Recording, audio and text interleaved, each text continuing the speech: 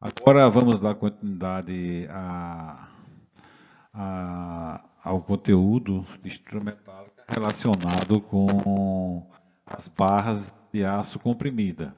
Já vimos na aula anterior as barras de aço sob a ação do esforço de tração, tanto a aula como também o, o exercício.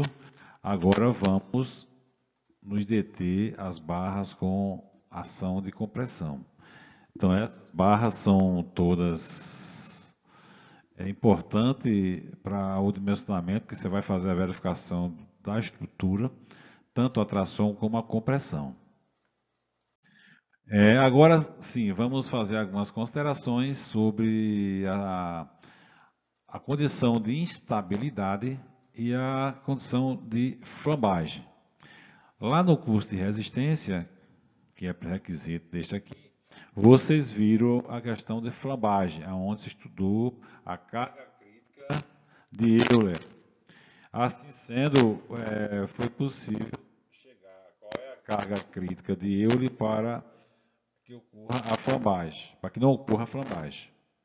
Só que agora vai ser visto também a questão de instabilidade.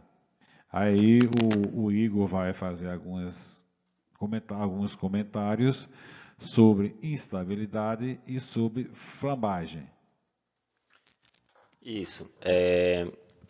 Para realizar o dimensionamento, as verificações estruturais dos elementos sob compressão, é importante que seja compreendido os fenômenos tanto de flambagem quanto o de instabilidade, para que nós possamos saber distingui-los e empregar a metodologia correta, né, e ter consciência do comportamento de instabilidade, como o professor Wallace falou.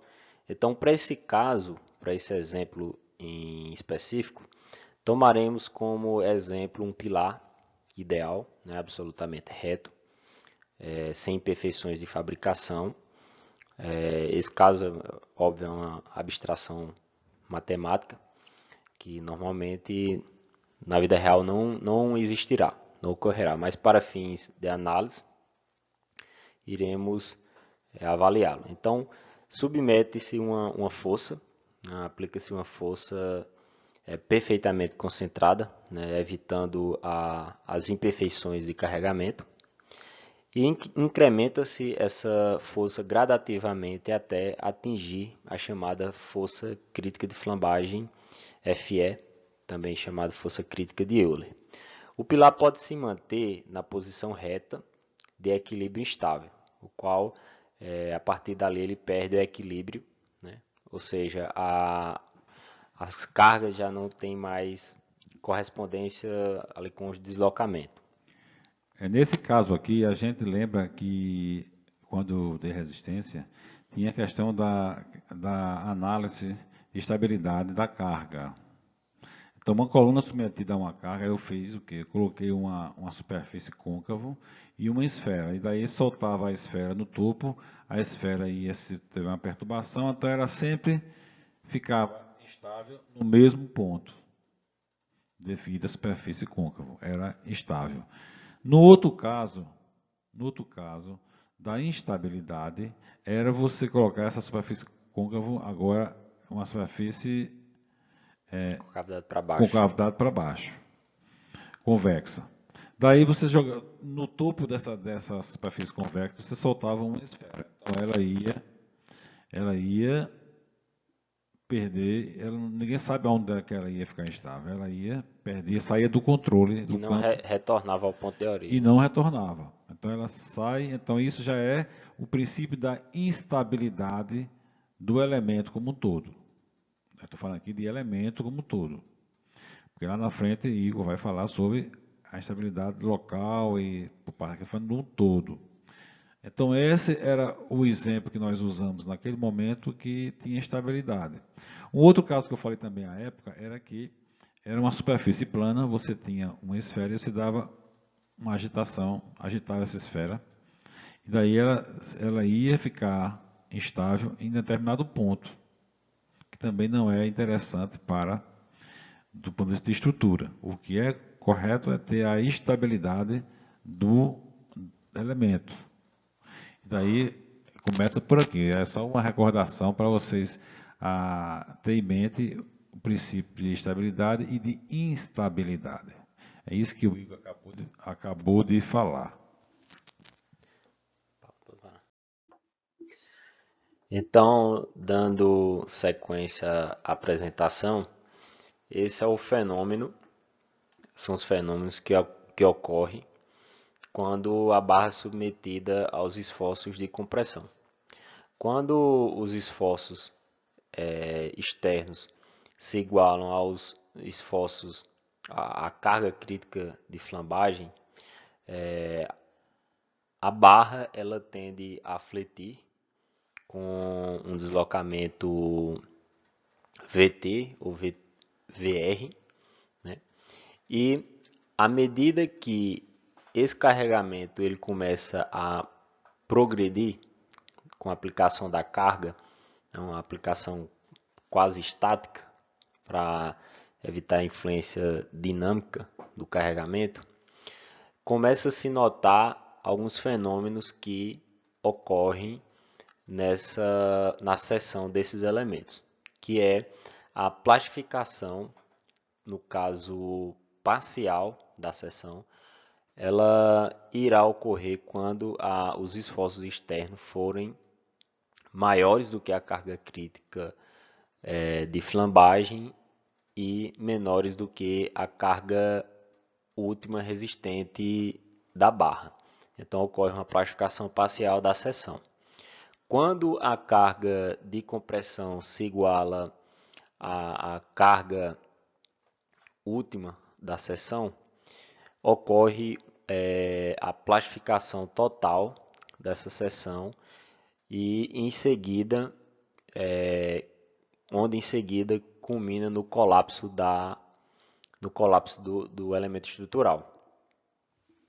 Isso que o Igor acabou de falar é com relação ao capítulo 2, resistência dos materiais, quando nós estudamos as propriedades dos materiais.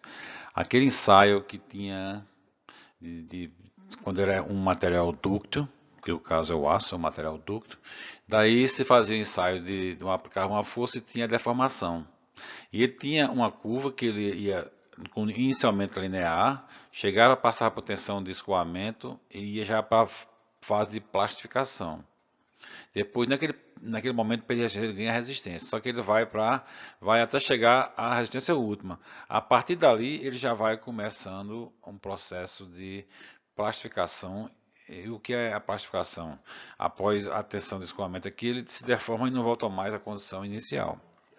Então, esse é um problema que hoje tem alguns sistemas de cálculo que faz no elastoplástico, onde você usa a maior capacidade do material, é o fim do elástico, começo do plástico. Você usa a maior capacidade que o material tem de resistência. Porém, você tem que estar muito bem consciente, porque se passar daquilo ali, o material já vai para um patamar de deformação plástica e não volta mais ao estado inicial. Isso pode causar tensões residuais muito sérias na estrutura. Então, isso o que está falando aqui, essa região cinza aí, são as regiões plastificadas, como ele falou. São as regiões que deformou ali e não volta mais. Então isso pode causar deve ser um dos critérios de instabilidade, não? Isso. Então, só para sedimentar mais ainda esse efeito, e que será importante para o próximo slide compreendê-lo, a partir desse V0, que é a flecha, quando a carga atinge a carga crítica de flambagem, quando chega na tensão no patamar de escoamento, tem esse VR, e o VR último, que é o RK, é quando já iniciou a plastificação da seção. Então, desse deslocamento em diante, já não existe mais equilíbrio. Então, a consideração feita anteriormente é para um caso real, é o caso qual as barras são perfeitamente retas e os materiais não sofrem nenhum tipo de imperfeição.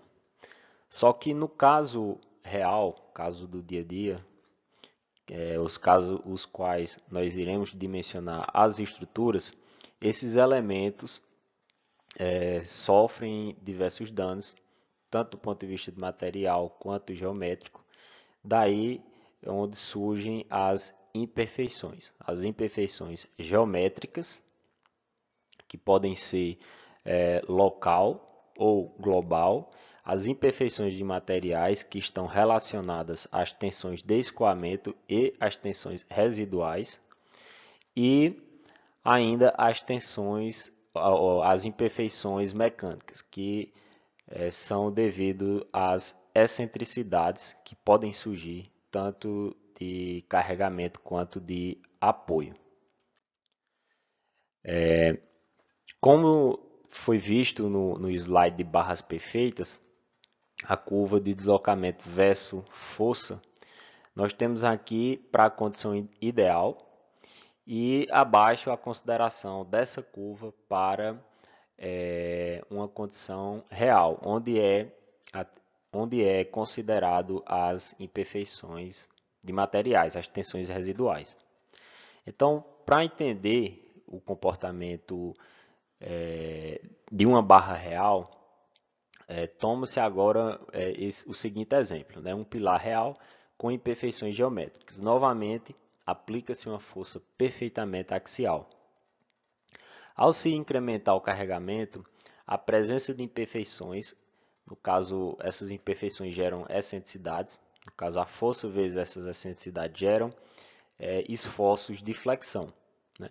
Assim, desde o início, o pilar real estará submetido a uma flexão composta. Daí, no caso, seriam a esforços axiais de compressão mais esforços de flexão que foram provocados por essas imperfeições mecânicas, de materiais ou geométricas. E o estado limite último poderá ser alcançado para valores inferiores ao valor da carga crítica de flambagem, né? A força axial crítica. Veja que esse caso aqui, a importância das imperfeições. Você faz um projeto, dimensiona tudo certinho, faz o desenho, encaminha para uma fábrica e daí vai se fazer os elementos. Vai se dobrar frio.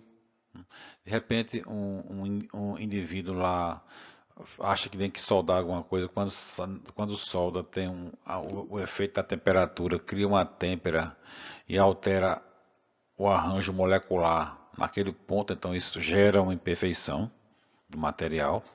Pode fazer um furo lá sem estar no projeto, causa uma imperfeição geométrica.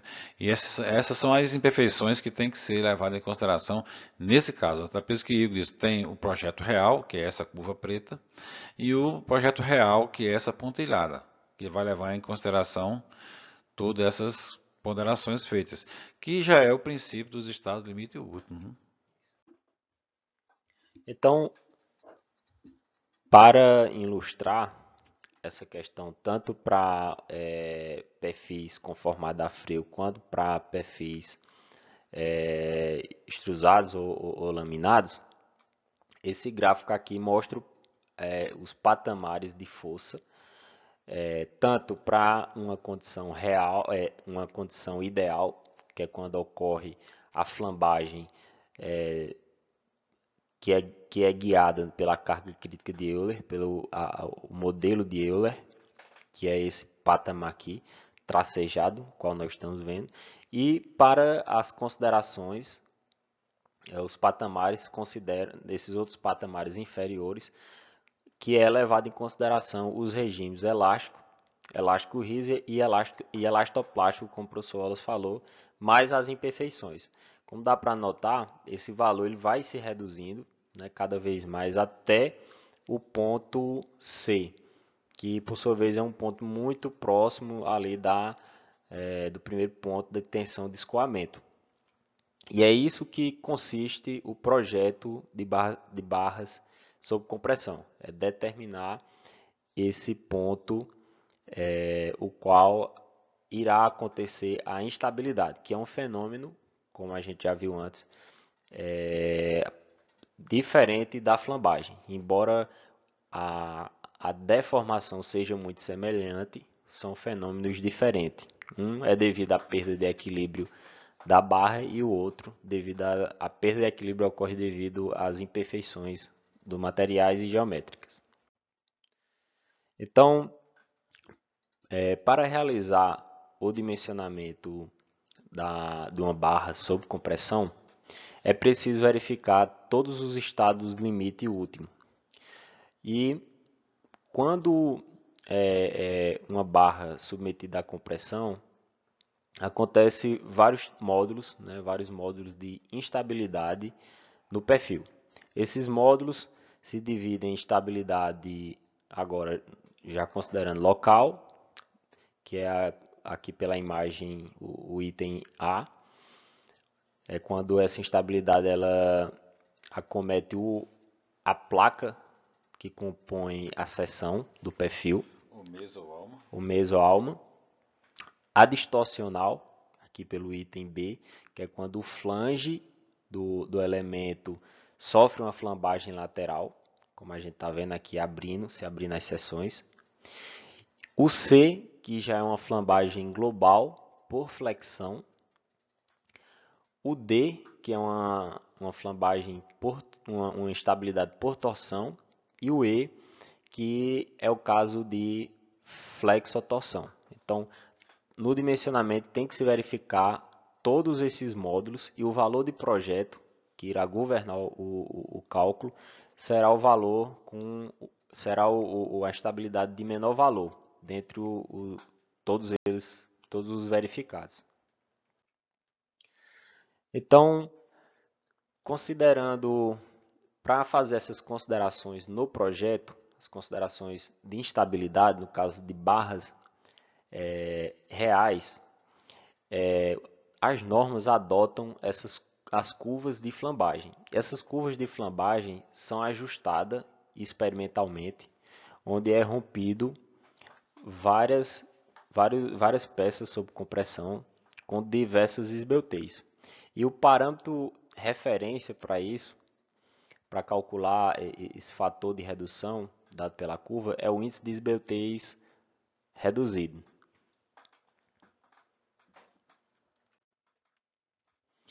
Esse índice de esbeltez reduzido ele é calculado em função da tensão de escoamento do perfil e a carga crítica de flambagem elástica.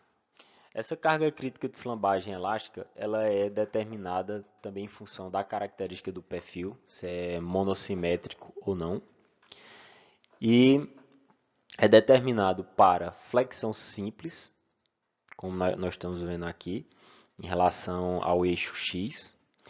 A flambagem também pode acontecer em torno do eixo Y e, aqui no caso ao lado, a flambagem, a flexotorção. Esses são os casos que ocorrem.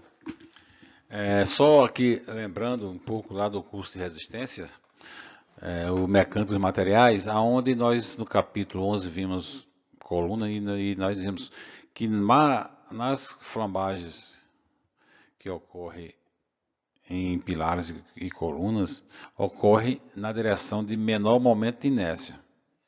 Então, o Igor aqui deu as possíveis direções de flambagens.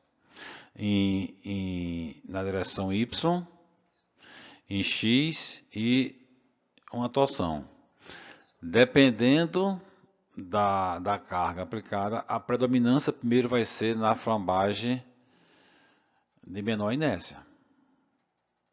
Certo? Essa é a tendência como uma água no rio, só vai na direção de menor resistência, ou seja, só vai na menor topografia, descendo, nunca sobe. Então, a natureza é muito prodigna, ela faz isso.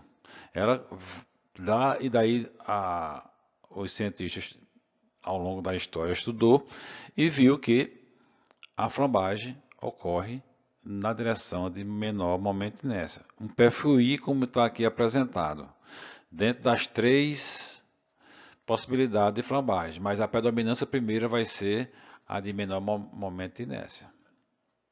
Se calcula o menor momento de inércia, se aplica. Para cada condição dessa, eles vão constar a norma. E exatamente para cada condição, a norma lhe dá orientações, certo? Então isso a gente viu lá e vai se repetir aqui. É um conceito teórico que a norma adota. Isso.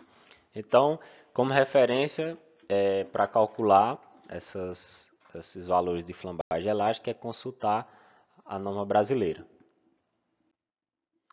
Então, essa aqui é uma distribuição da flambagem, os valores de flambagem, calculado em função dos comprimentos de flambagem. E a demonstração dos módulos graficamente. Então, nós temos aqui esse ponto D é o ponto ao qual ocorre a flambagem global. Ela ocorre, nesse caso aqui, por flexotorção. Mais acima, nós temos 2 módulos de flambagem local. Um é o distorcional, que é o ponto B, e o outro é o módulo de flambagem local. Então, esses módulos, todos eles têm que ser verificados no momento do dimensionamento de colunas sob esforços de compressão. E vale ressaltar que esse módulo de estabilidade de flambagem global, o módulo de estabilidade local, ele é calculado em função do módulo de estabilidade global, enquanto que o distorcional é independente. Então esse é o comportamento tanto da seção quanto da peça como um todo, da flambagem local, nesse caso aqui, quanto a distorcional. Algo interessante aqui é que os comprimentos de flambagem para instabilidade local são menores. Normalmente tem um comprimento igual ao comprimento do elemento. No caso aqui seria o comprimento da alma ou da mesa. Já os comprimentos de flambagem de flambagem da instabilidade distorcional já são comprimentos bem maiores do que o local. Vou passar aqui. Para realizar o dimensionamento da instabilidade local, devido à condição do perfil conformado a frio e dos seus pontos rígidos, e por se tratar que a seção transversal é composta de placas finas, acontece o seguinte efeito, que é o chamado de pós-buckling, né? Apesar de acontecer a flambagem, o perfil ainda continua com sua capacidade resistente. Para ilustrar isso, temos esse gráfico aqui. À medida que nós aplicamos um carregamento constante, esse carregamento, as fibras laterais transversais da placa não têm rigidez o suficiente e começam a fletir.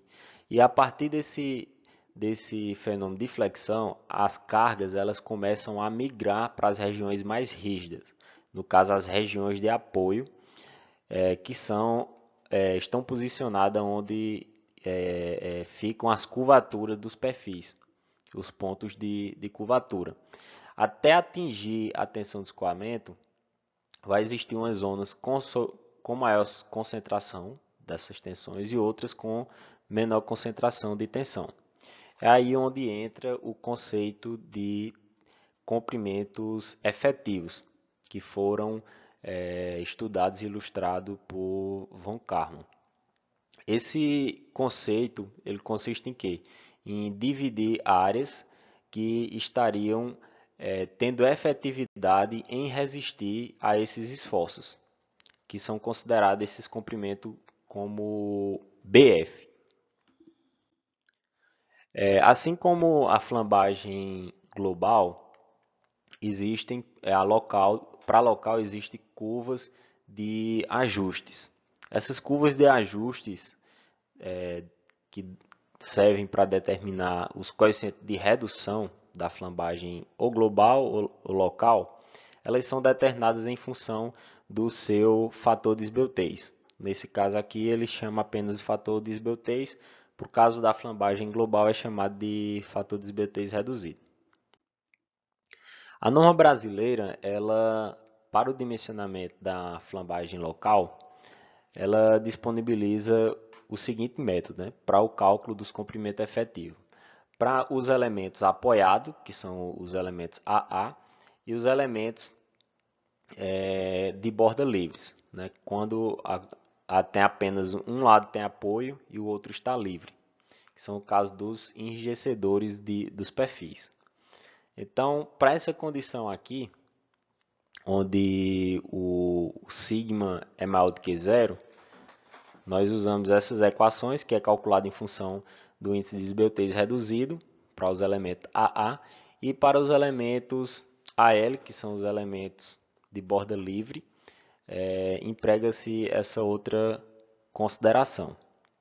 Quando o índice de esbeltez é menor do que 0,673, o comprimento efetivo é igual ao comprimento total daquele elemento. Quando o índice de esbeltez é maior do que esse valor, emprega-se essa equação, onde será calculado um comprimento efetivo daquele perfil.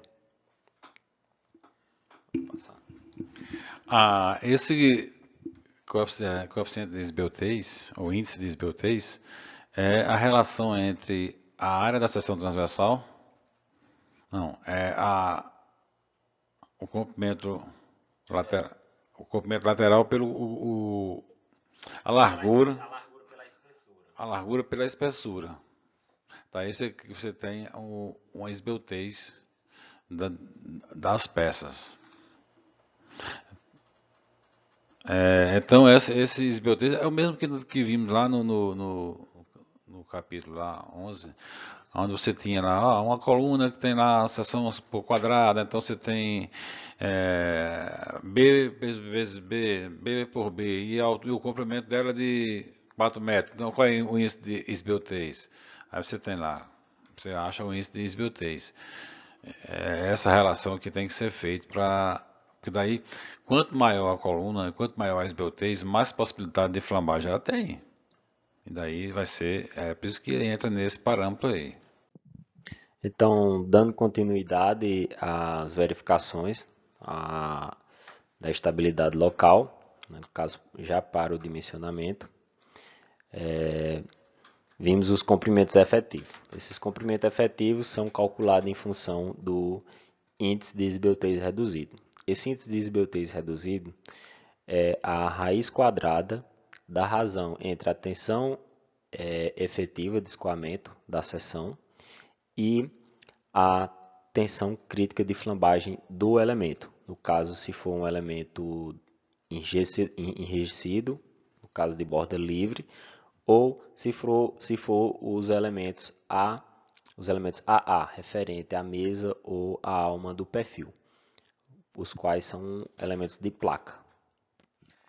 Veja que eu tinha falado antes a esbeltez da coluna, mas aqui o que está se vendo aqui é uma esbeltez reduzida, que é para fazer a análise da estabilidade local. Daí ele leva em consideração realmente a seção do elemento estrutural. Isso. Então, dando continuidade, como o professor Wallace falou, né, já essa questão do índice de esbeltez reduzido é referente ao elemento, né, que compõe a seção. Então, nesse caso, a carga crítica de flambagem desse elemento é dada por essa equação aqui, que é a carga crítica de flambagem para placas, elementos de placa, e é calculada em função do K. O K é um coeficiente de flambagem local do elemento, né? Para cada condição que é estabelecida, esse K, a norma determina um valor específico para ele. Se for um elemento simplesmente apoiado, ou um apoiado com a borda apoiada e outra borda livre.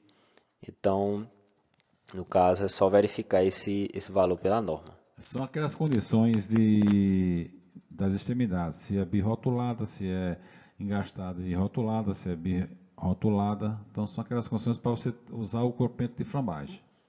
Aplica exatamente nesse caso aí. Isso. Então, agora vamos seguir para o próximo. Dando sequência à verificação dos módulos de estabilidade do perfil, iremos verificar agora o módulo de estabilidade local dos enrijecedores de borda simples. No dimensionamento dos perfis com esse tipo de elemento, é verificado se a inércia, se esse elemento ele possui inércia o suficiente.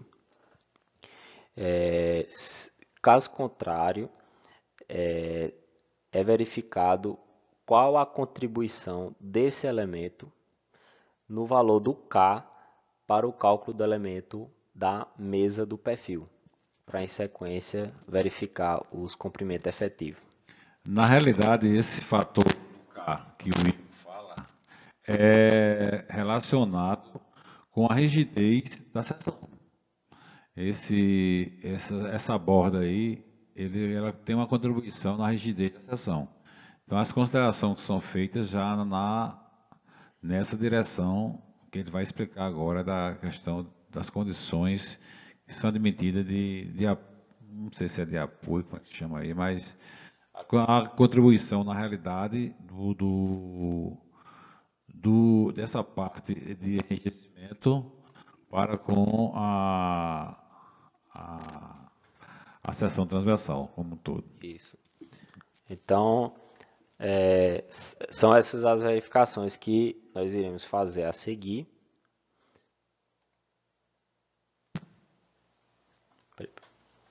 Então, da mesma forma que nós fizemos para os demais elementos, é verificado o índice de esbeltez reduzido para o elemento de borda simples. E para o caso o qual ele é menor ou igual a 0,673, o enrijecedor de borda não é necessário, ou a rigidez que ele possui garante que não precisa aumentar esse elemento, ou que os elementos da mesa, o qual ele está apoiado, não vai sofrer influência.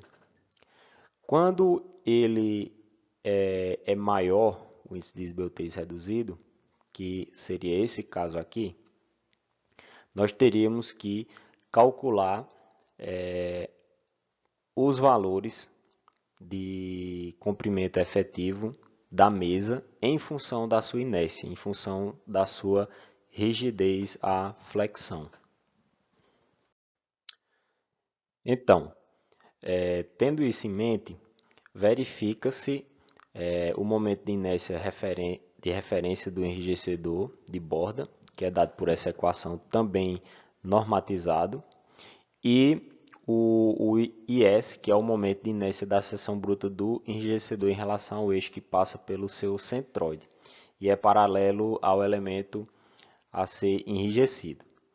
Então, com a tensão normal e o comprimento do elemento, né, com esses parâmetros, é determinado, para o caso que foi exposto antes, que é quando o índice de esbeltez reduzido do elemento de borda ele é maior do que 0,673, verifica-se qual a contribuição dele no valor do K. Esse K aqui ele é um valor que que é obtido em função do apoio, de que forma está apoiado esse elemento aos enrijecedores. No caso, os enrijecedores curvo lá do perfil, com raio de curvatura. Então, existem duas condições, basicamente, que é quando D, o comprimento desse elemento dividido por B, ele é menor do que 0,25, ou quando ele está entre esse intervalo. Usa-se esse valor de K para empregar lá no cálculo da flambagem local da mesa, o qual tem o elemento, o enrijecedor de borda apoiado a esse elemento da mesa do perfil. Então, se faz essa verificação aí.